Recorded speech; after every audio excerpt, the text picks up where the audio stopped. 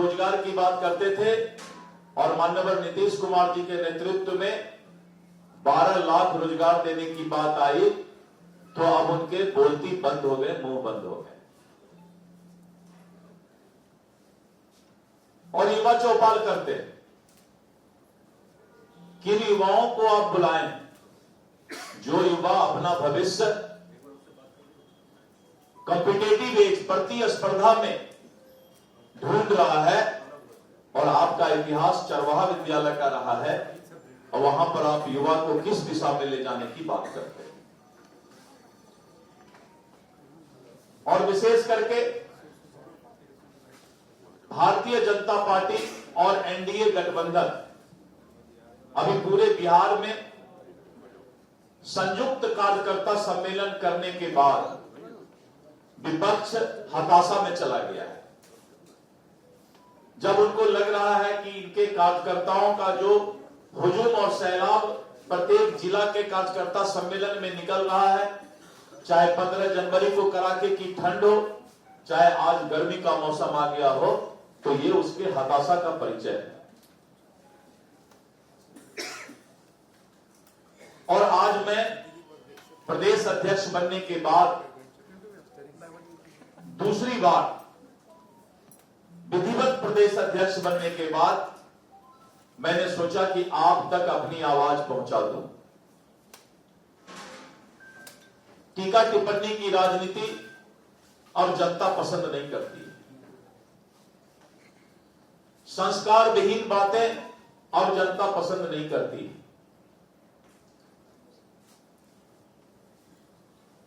अब जनता लालटेन युग को नहीं ढूंढती है, लालटेन युग अब पसंद नहीं करती। अब नीतीश कुमार का बिजली का युग ही जनता को पसंद है। और अगर इसमें जिनका उम्र 35-40 वर्ष से ज्यादा होगा उनको याद होगा कि पहले हम लोग बिजली का घर में इंतजार करते थे। पटना के अलावा, पटना में भी स्थिति खराब थी, लेकिन पटना के अलावा अगर अन्य जिला के लोगों से पूछते तो मुश्किल से 6 या 8 घंटा बिजली आता था। तो जब बिहार में बिजली की रोशनी जिसको दिखाई नहीं पड़ता हो और आज भी लालटेन लेकर लोगों को लालटेन के युग में ले जाने का प्रयास करता हो, तो सोच सकते हैं कि वह दल, वैसा प्रतिपक्ष कहां का बिहार का विकास की बात करता है। राजनीति में मर्यादा पार करके उम्र के ऊपर भी टीका टिप्पणी की बात करने की आती है। वो भूल जाते हैं कि सभी इंसान को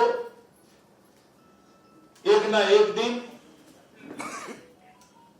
उसी उम्र में आना है। और ये भी भूल जाते हैं कि दुनिया का सबसे विकसित देश अमेरिका और वहां का राष्ट्रपति के उम्र का शायद उनको पता नहीं। उम्र का अनुभव, उम्र का तकाजा देश को आगे ले जाने का काम करता है।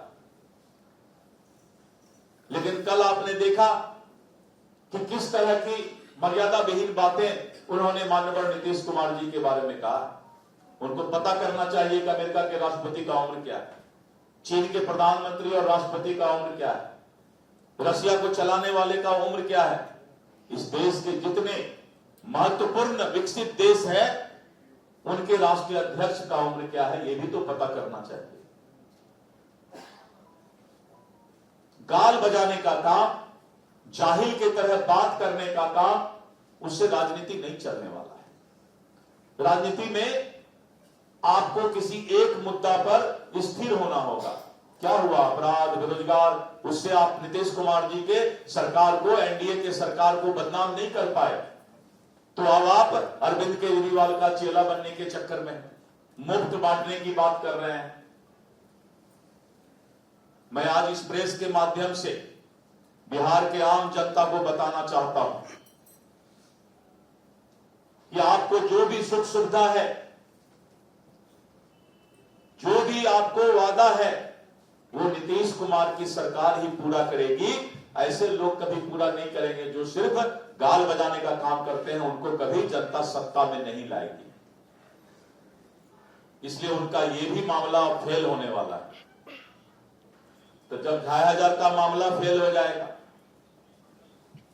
जब गैस का मामला फेल हो जाएगा, और अपराध बेरोजगार तो पहले फेल हो गया, विकास की बात कर नहीं सकते हैं, तो कोई नया मुद्दा और ढूंढने का प्रयास करें। मैं 3-4 महीने का समय उनको दे रहा हूं, क्योंकि आपका अभी तक का मुद्दा का लंबा हथियार एनडीए ने तैयार करके रखा है।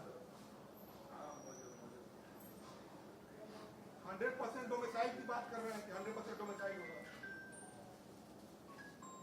तो राज्यसभा में सदस्य डोमिसाइल को काहे नहीं बनाते हैं? कहां से ले आए हैं? हरियाणा से।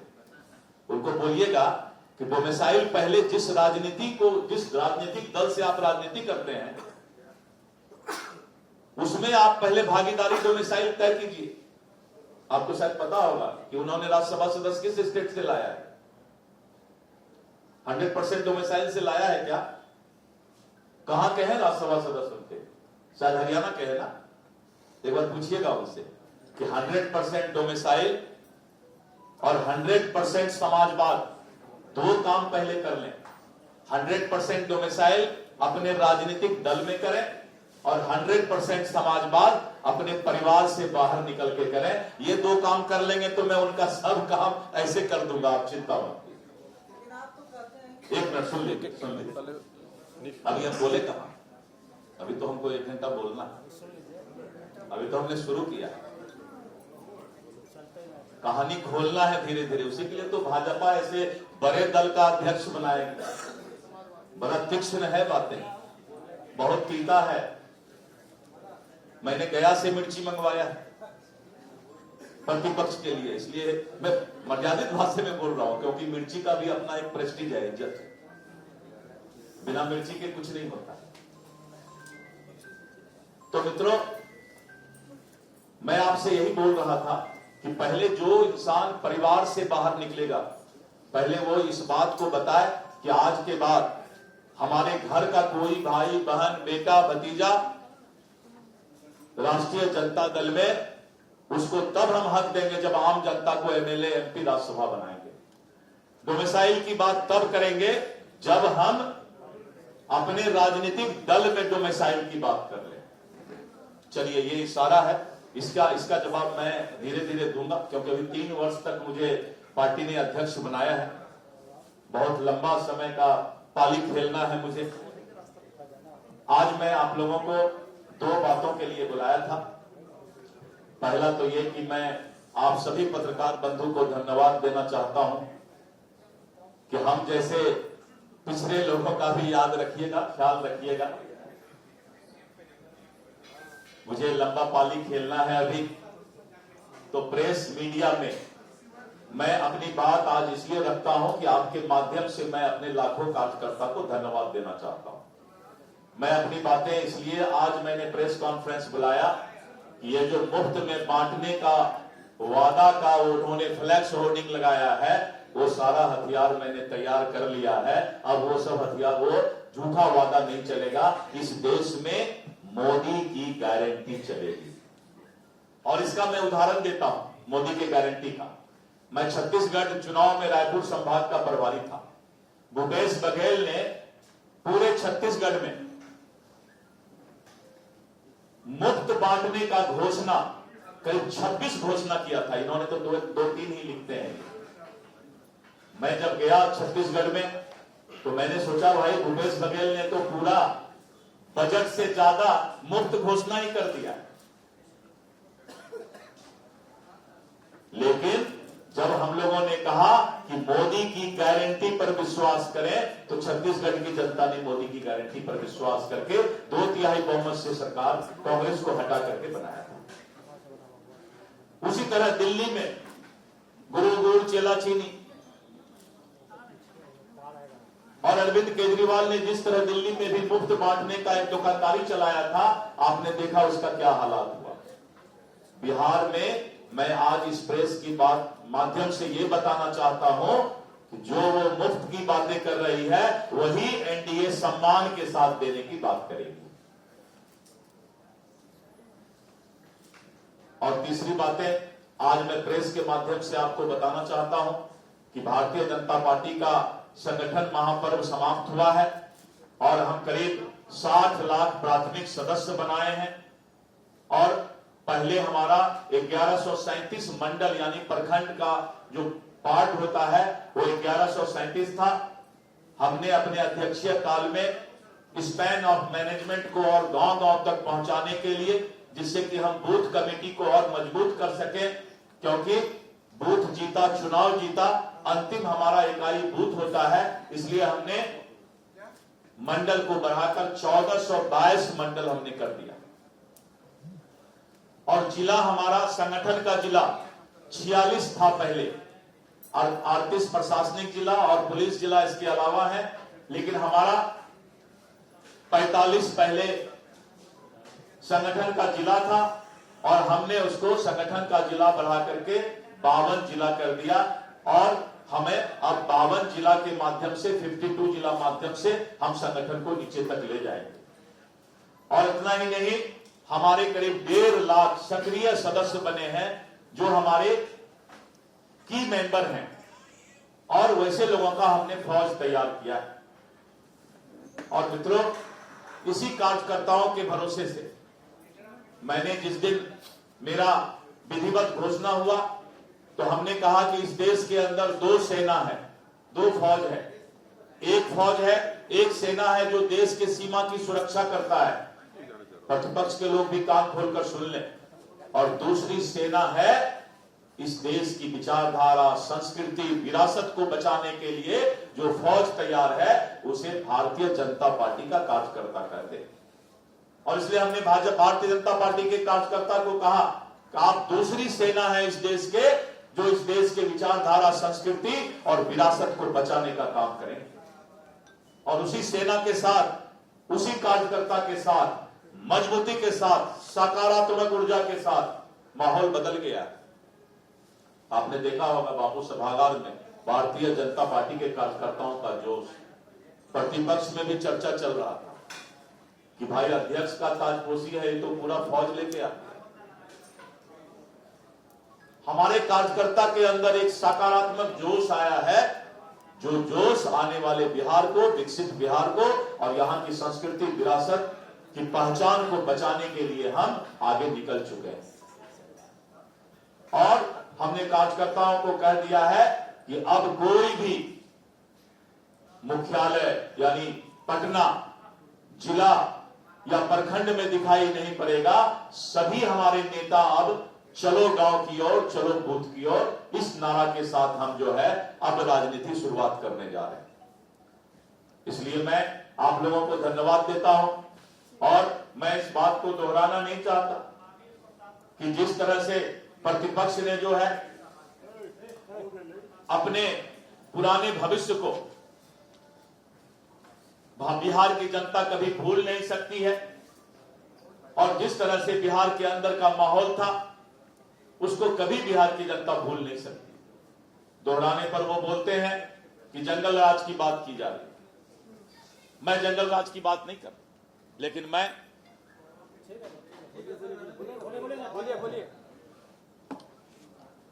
लेकिन मैं ये जरूर बोलना चाहूंगा कि जो जिस तरह से हत्या, लूट, अपहरण और फिरौती का प्रदेश, इस बिहार का नाम इस चारों चीज से जाना जाता था, आज बिहार को का पहचान नीतीश कुमार जी के नेतृत्व में बदला है। और जिस तरह से राजद के शासनकाल में हमारे बिहार की छवि धूमिल हुई थी, उस बिहार के छवि को धीरे धीरे फिर से धरातल पर लाने का काम किया जा रहा है। जिस राज्य में माता जानकी के आदर्शों से नारी गरिमा का पाठ पढ़ाया, वहां महिलाओं का घर से निकलना मुश्किल था, नीतीश कुमार जी के नेतृत्व में उसमें भी बदलाव आया। जिस भूमि ने भगवान बुद्ध और महावीर के माध्यम से त्याग, करुणा और संयम का मार्ग दिखाया, वहां भ्रष्टाचार, लूट और सत्ता का जो आम भाव बन गया था, वो भी नीतीश कुमार जी के शासन में बदलाव आया। मित्रों, आने वाला बिहार आपने प्रगति यात्रा में देखा कि जिस तरह से बड़ी बड़ी योजनाओं को मुख्यमंत्री जी ने धरातल पर लाने के लिए प्रगति यात्रा के 1 सप्ताह के अंदर कैबिनेट में पास करके बजट को आगे बढ़ाने का काम किया है। और अभी जिस तरह से प्रत्येक प्रखंड में डिग्री कॉलेज खोलने की बात है, बिहार को लोगों को शिक्षित करने की बात है, मेडिकल कॉलेज खोलने की बात है। और बिहार के अंदर जब मैं पटना में पहले देखा करता था तो एक पटना यूनिवर्सिटी हुआ करता था, लेकिन जब आप आज पटना में देखेंगे तो 6 से 7 यूनिवर्सिटी, लॉ की अलग यूनिवर्सिटी, मेडिकल की अलग यूनिवर्सिटी, फैशन डिजाइनिंग की अलग यूनिवर्सिटी, पुरातत्व विभाग की अलग यूनिवर्सिटी, और इस तरह करके बिहार में अगर शिक्षा का विकास हुआ है, इंफ्रास्ट्रक्चर का साधन संसाधन का विकास हुआ है, तो बिहार का नाम भी आज पूरे देश के अंदर आदर और संभाव के साथ लिया जाता है। आज मैं आपको धन्यवाद देने के लिए ही यहां पर बुलाया था और आपके माध्यम से अपने लाखों कार्यकर्ता को धन्यवाद देना चाहता था। अगले प्रेस कॉन्फ्रेंस में फिर और सब बातें करेंगे। आज मेरे हृदय से आपको धन्यवाद है, बहुत बहुत धन्यवाद। चुनाव में आपने भी रेफरी पार्टी का काम किया था, महिलाओं को कैश देने की बात की। ये भाई मैं तो बोल रहा हूं कि जो लोग ये बोल रहे हैं कि मुफ्त में रेवड़ी बांटते हैं, हम वही सम्मान के साथ देना चाहते हैं। बहुत बहुत धन्यवाद। लालू यादव और राबड़ी देवी को लेकर इतना प्रहार आप कर रहे हैं। कल राबड़ी देवी ने कहा कि जयसवाल मुझे भाई मानते हैं और वो मुझे दीदी बोलते हैं, तो आप इतना नाराजगी क्यों जता रहे हैं लालू यादव? मैंने एक बार भी लालू जी राबड़ी जी का नाम नहीं लिया। राबड़ी जी और लालू जी का नाम हम नहीं लिया। हमने तो प्रतिपक्ष और विपक्ष कहा लगातार। देखिए, हम आपको भी दीदी मानते हैं। धन्यवाद।